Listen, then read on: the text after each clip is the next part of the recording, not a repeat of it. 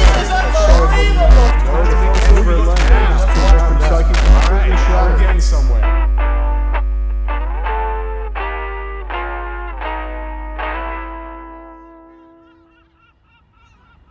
Alright, you ready? How's my hair? Hair looks good, let's do it. Alright. Alright. Take one, ready? Let's do this. 3, 2... The year was 1999. Here at Universal Studios, principal photography has just begun on How the Grinch Stole Christmas, starring Jim Carrey. Within a week, an irate Carrey storms into director Ron Howard's office, threatening to leave the production, citing the grueling 8-hour makeup process to be nothing but pure torture. I can't take it! I can't take it! Just put the gun down! Put the gun down! Put the gun down! No, get off me! Get off me! Quick-thinking producer Brian Grazer comes up with a fix. The solution? Hire a CIA operative to train Carrey to endure the torture that was the makeup process. Soon enough, Carrey carries on with the film, which debuts as an instant holiday classic. Little did these men know the consequences their actions would have halfway around the globe in just a few short years. This is Uncovering War Crimes in Iraq, 20 years later. The CIA operative that trained Carrey made his way back here to Langley, where he wrote this 72-page report on an exciting and effective new method of torture, one which he called Grinchification. In it, the report details the torturous makeup process as a means of information extraction and includes a number of horrifying diagrams. Recently, the CIA has declassified several documents, photographs, and pieces of footage pertaining to the interrogation methods used during the Iraq War. Before we show you the footage, we must warn you that the content is sensitive and contains images that the viewer may find upsetting or disturbing. Alright, if that's how you want to play it. Bring her in. I'd like you to meet my friend here, the makeup girl. Come on, let's just, oh fuck, please, God, no. Let's just be cool. Want to be cool? Start talking! I don't know anything. Where is he? I don't know. Please, you gotta believe me. I don't know. Fuck! Oh, fuck! Ah! God damn it! Oh, no, please. Oh, I got a family. I don't know anything. Please, I don't know anything. Alright, he's had enough. You still don't feel like talking? I tell you what, how about we take all that off you and we start over? No! Then tell us something! You're a monster. What was that? You're a monster. Really? Because from where I'm sitting, you look like the mean one. Images show U.S. soldiers Grinchifying Iraqi prisoners, posing for the camera as inhumane and disgusting behavior is on display. No. No, my Grinch, please. No, my Grinch, please. Please, no. No. No. Oh, no, God.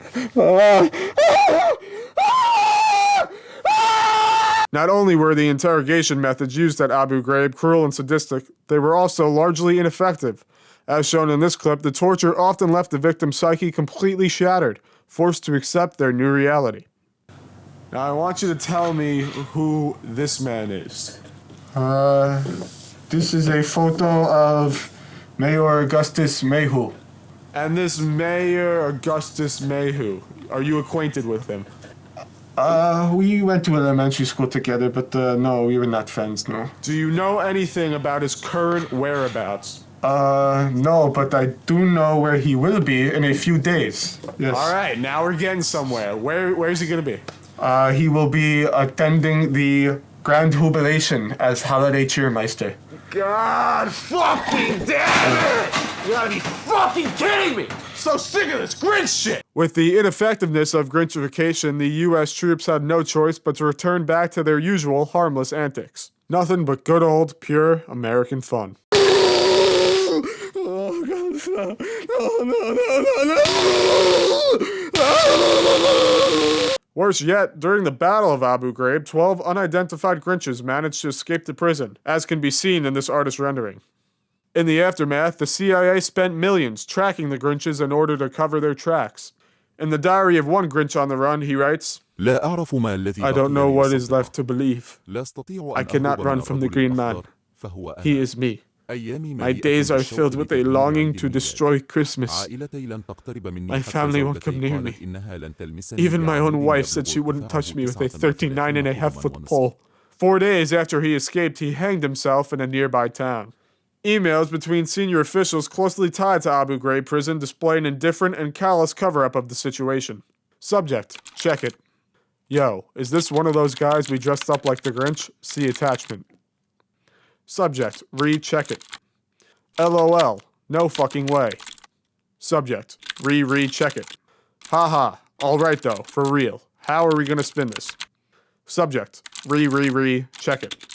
Throw some lights and garnish on him and tell the press the Iraqis are beginning to adopt the Christmas spirit in their own way. And that's exactly what they did. The newly declassified documents and footage show that the CIA enlisted and trained a crack squadron known as Grinch Catchers. I'd like you to imagine your typical Iraqi Muslim.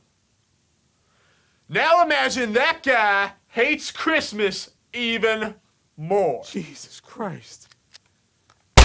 CIA reports tell us that 10 Grinches were tracked and brutally gunned down, leaving one Grinch still unaccounted for. We may never know exactly what happened to that last Grinch, or if he's even still alive. Perhaps he's hiding in the shadows. Maybe you even unknowingly pass him on the street. Maybe that last Grinch is still out there. Somewhere. All the Jews down in Jewville liked their apartheid state a lot. But the Grinch, who lived just outside of Jewville, did not. The Grinch hated the Jews, at least the ones in the region. But don't ask me why, no one quite knows the reason. Really? Maybe it was that they stole all his land and chopped it all up with that partition plan. Maybe it was that they turned his people into refugees, but hey, that was all the way back in the 1950s. No, it couldn't be those reasons. They made no sense at all. It must have been that his heart was 2 sizes too small. Go fuck yourself. But whatever the reason, be it all the ways he got screwed, he stood there outside his cave, hating the Jews. All the Jews down in Jewville with their horrible toys and the way that they made all that horrible noise. The explosions, the shootings, the rockets, the nukes. And they did call the Grinch and his pals the kooks. Well, I've put up with this for 75 years now. I must put a stop to this whole thing. But how? That's when the Grinch got an idea. An awfully wicked idea. I'll blow up their arsenals. I'll burn their rockets to the ground. Why, when I'm finished, there won't be one weapon left in that entire town. And with that wicked idea still ripe in his head, he ripped the sheets right off of his bed. With these sheets wrapped around me, I'll make a perfect bomber. Why, with these sheets wrapped around me, I'll be the next Osama. All I need is some explosives. The Grinch looked around, but there wasn't any C4 to be found. Damn. Yeah, fuck it, the Grinch said. If he couldn't find any explosives, he'd buy them instead. So the Grinch called a pal, who called a friend, who called a friend, who sold some C4 just to make me 10. So off he went, planting C4 on their weapons arsenals along with every rocket. The Grinch thought to himself, why, I'll be a hero in the eyes of the prophet. The next morning, for the first time in his life, the Grinch woke up to the sweet sound of silence. Wait, no, actually it was the regular old sounds of violence. No. How could it be? There's rockets in the air. How could it be? The rockets are still there. That's impossible. I burned all their weapons down into ashes. Oh my God. They imported more using American taxes. The Grinch then looked to find that his explosives too were American made. This whole time, we've been getting played. It's the same company supplying both sides. They don't care how many or who dies. They just sit in their towers collecting their profit, selling my pals and the Jews all of our rockets. And that's when the Grinch came to his grand revelation. Violence can't end violence. What we need is communication. So he ran through the battlefield to the town square and shouted as loud as he could into the air. Stop what you're doing, all of you, please! Is more bloodshed really what you think we need? They love it when we fight, can't y'all see? They make billions off us trading lives for their greed. It's the green of red of which they depend. The more that we kill, the more that we spend. I can see a future you must try to envision, where we can live together, no matter our religion.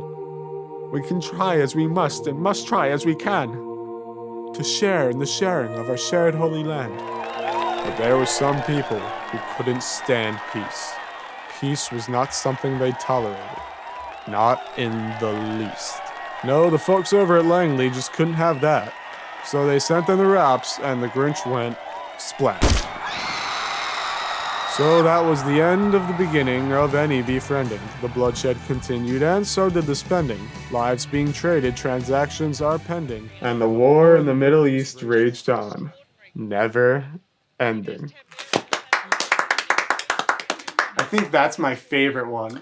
I think my favorite is There's a Rocket in My Pocket. Ooh, can we read that one next? Can we? Oh, what the hell. I think we got time for one more. Oh, yes! I told you to turn that shit off. Boo. Come on, it's just the Olympics. Just the Olympics. You don't notice anything about that. USA, Britain, France, Russia, Germany. Huh? They never invite us. No, couldn't have ISIS at the Olympics. The best athletes in the world could be right here in this hideout, and they don't even care. Ahmed, what about that time we were being bombed by the infidels, huh? You were running faster than anybody I'd ever seen. And Ammar, remember that time you threw that grenade at those whores on the street corner? They had to be at least 80 meters away. And Saif, remember that time you sawed through that woman's head and then we all took turns having sex with her body?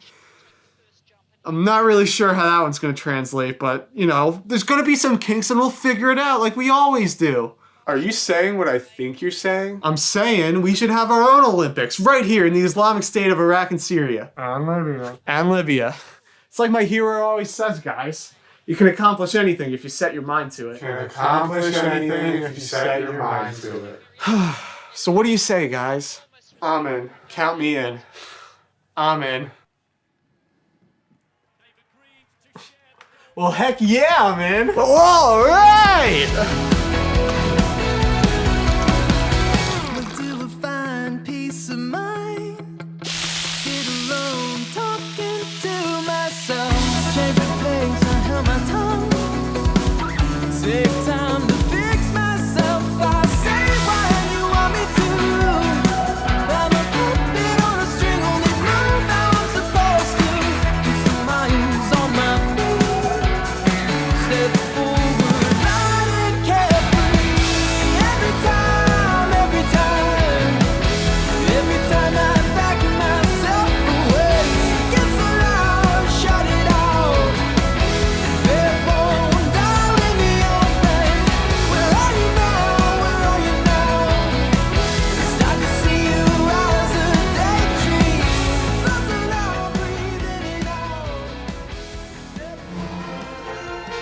Welcome back to the first ever ISIS Olympics. If you're just now joining us, we're coming off on historic beheadings. That's right, we just watched Saeed Salah take the gold in 15-second beheadings with 4.77 sliced heads. Well, the crowd is certainly feeling the excitement, and we're definitely feeling it up here in the studio. Everyone, that is, except for Saeed himself, who was really looking forward to breaking the infamous 5 sliced head mark. And just a sliver away. But an achievement nonetheless. Well, it's often the greatest who are the hardest on themselves, but stay tuned because we've got some exciting moments just underway as we move over into suicide bombings. We've got Khalil Youssef suiting up now. His bombing location of choice, a Chase Bank. And what an interesting choice that is, symbolic of the capitalist oligopoly that this group despises so very much. More of a statement than anything else. If he could take the gold here, he could take it anywhere. Well, I think they're just about ready down there. Okay, bomb vest is on. Looks like he's getting the blood flow in there a little bit. Few practice detonations underway. Oh, and he's off. He's off. In order to secure first, he's gonna need 5 fatalities. But in order to maintain it, he's looking for double digits here. Entry looked clean. Let's watch for the dismount. Seemed to be somewhat preemptive with the detonation. Yeah, it looked like he was a little far from the people there, but it is difficult to... Oh.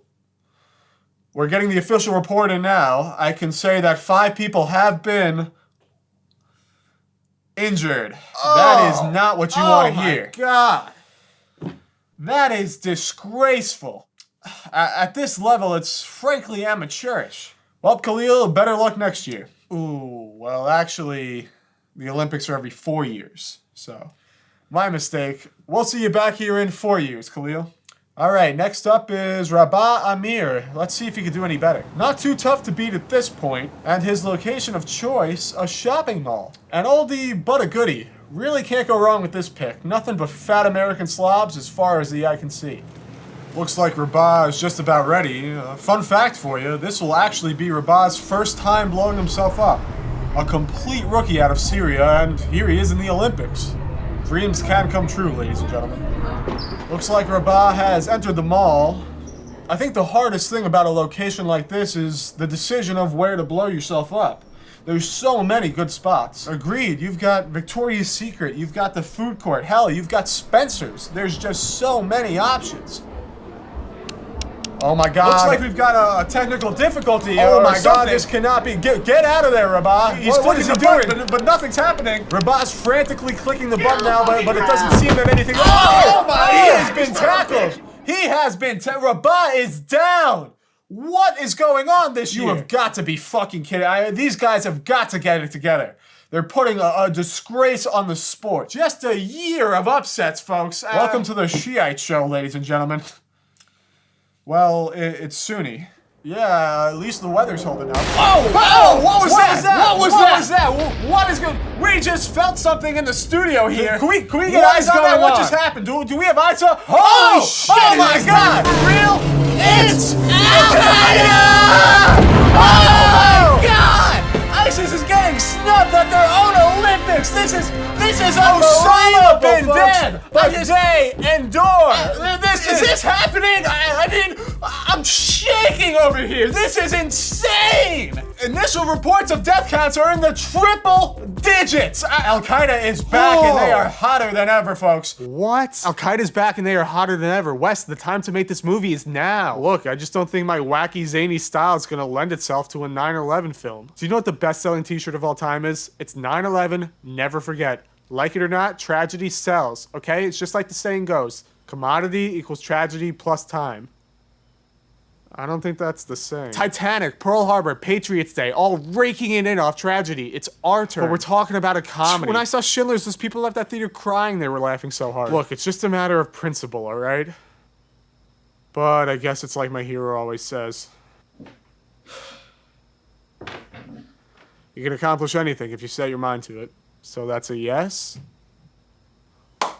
You will not regret this. Actually, I have a feeling I will definitely come to regret this one. Look, I just need a little more money. Not even, just some AK ammo, that's it. Osama, the Cold War is over. Go home. What did they say? They're working on it. I called this meeting because we have a very important matter to discuss here. So you tell me, who's up for a trip?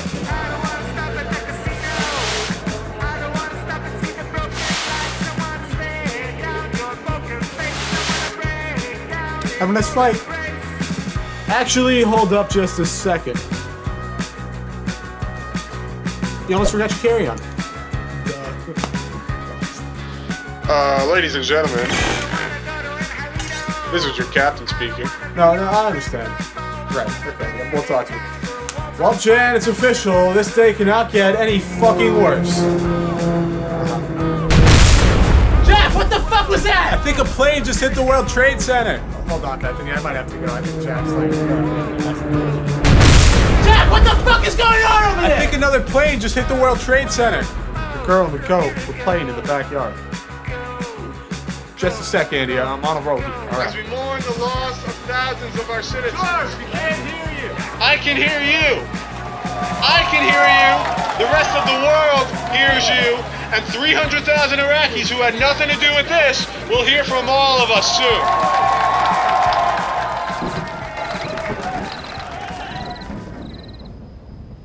Hey, is the movie over? Yeah, I just came out of the theater. I thought it was pretty good. George, you and I both know that's not how things went down that day. It's time. Don't you think the people should know the truth? Dick wouldn't like it. You gotta stop worrying about what Dick wants. George, what do you want? There'll be rain tonight. Let it come down.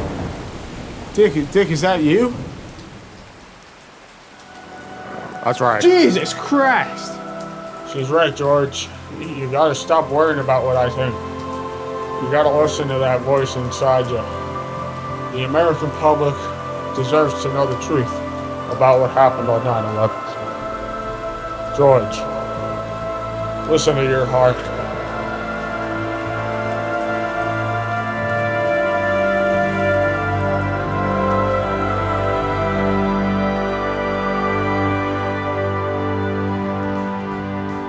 Ladies and gentlemen, I've called this press conference because I need to clear my consciousness. The truth is, Osama bin Laden was not behind the 9/11 attacks.